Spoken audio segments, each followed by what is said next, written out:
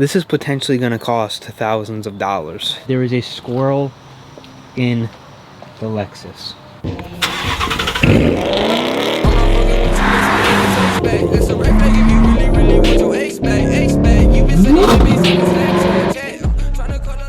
How's it going, everyone? Welcome back to the channel. If you guys are new here, make sure you go down, leave a like on the video, subscribe to the channel before we get started. By the title, you guys already know what happened. The Lexus no longer is functioning and working right now. It's parked on the side of the house.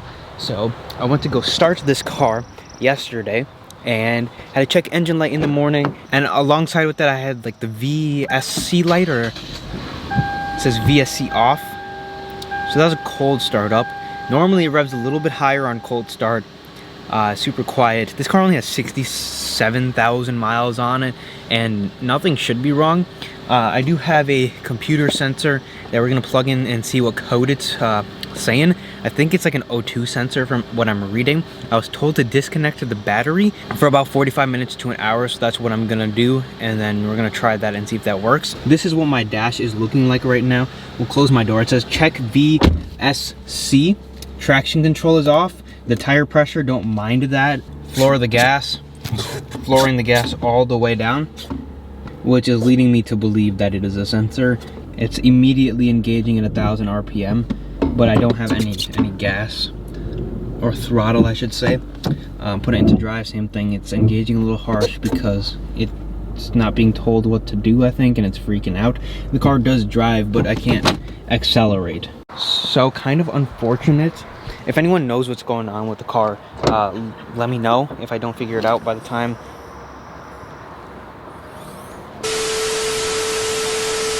And I think I just figured out what's going on with the car. There is a squirrel in the car that most likely ate the wires. I just saw the tail of a squirrel. If you guys saw that, I don't know if you saw that. If you can hear that, there is a squirrel in the Lexus. So that is why my car is not working. You know, I thought it'd be something else, but I immediately figured out what it was. Or at least I hope. I'm assuming these dumb squirrels ate one of the wires. That's not gonna be cheap to fix. I don't know where this thing went. I think it was the squirrel. I'm not sure. As you can see, it's been chewing up a couple things. It looks like it chewed some wires and stuff. Not good. I'm just gonna leave this open and hope it finds its way out. So I'm assuming that is the cause. I don't have words right now. What, bro? Like, seriously? Really? I gotta make sure they're not in any of my other cars before something happens to those. This is dumb. I was starting to get a little upset with the car, but now I'm like 90% sure this was the squirrels. I mean, look at underneath this. Like, they must have bitten a wire. This is dumb. I don't know if insurance is going to cover this. I'm assuming they're not going to cover this, so this is going to be like, I hope not thousands of dollars, maybe a couple $100s at best, cross my fingers, because I was going to fix it myself and put a new sensor in and read the code or whatever, whatever's going on. But now I don't have the time to dig under this car right now because I'm leaving next week. I can't really do anything about the car until then. I need this car to run because this car currently I'm working on. So I'm kind of down 2 cars right now. So I still have the Mustang and the BMW, but the BMW I'm only driving on nice days. Mustang I've kind of started to reserve for nicer days as well. So like days like this where it's raining and stuff, I don't have to take the Mustang and I can take this. But unfortunately, I can't drive this car right now.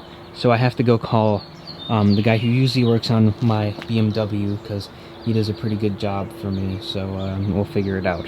But now my worry is they're gonna get into this car, and this car is parked outside. I don't know where to put this car. I don't know if the squirrel is still under it. I'm gonna start it up and see if I can get this dumb squirrel to come out of the car. Because if it's in the car, it's just gonna keep ruining the car more. Yeah, I don't know.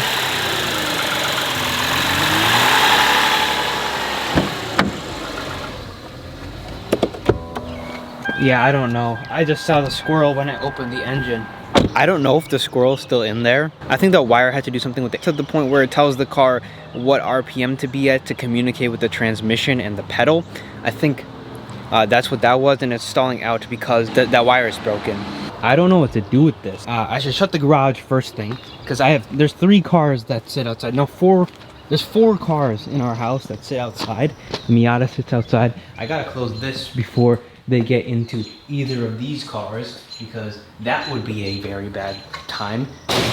So I'm gonna shut the garage before anything can happen with these 2 cars. Then I'm gonna check and double check they didn't get in. We had the same problem last year. Now with the cars, they didn't get into the cars, but they did get into a part of the house, and we had to get rid of them. But I guess they're back somehow. I'm just checking to make sure nothing's going on with this thing. Why does this have to happen to me, you know? And I just got a modification for the Lexus. I kid you not, I just the other day, like 2 days ago, I got the infotainment screen for the Lexus, and I won't have the car. I need to go drop the car off, and now it's gonna take, I don't know how long. I'm gone. Today's a Monday, so I'm gonna be leaving end of this week and not coming back until next week. So I have to hope that the car is gonna be ready for me when I come back. 1, because I need the car. 2, I need to get that video out. So it's kind of a very unfortunate time for it to happen to this car.